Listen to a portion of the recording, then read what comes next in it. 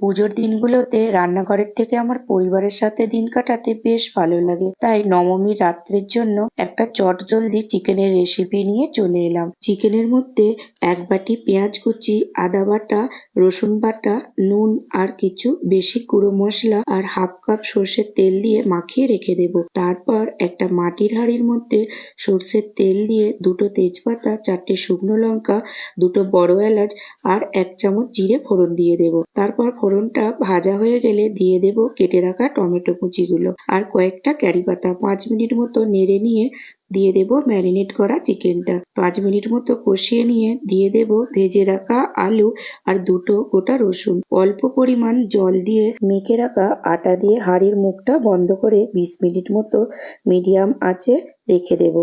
20 minute পর ধনেপাতা কুচি আর কাঁচা লঙ্কা দিয়ে নামিয়ে নিলেই রেডি আমাদের চম্পারন স্টাইল চিকেন। বানালে অবশ্যই জানাবেন।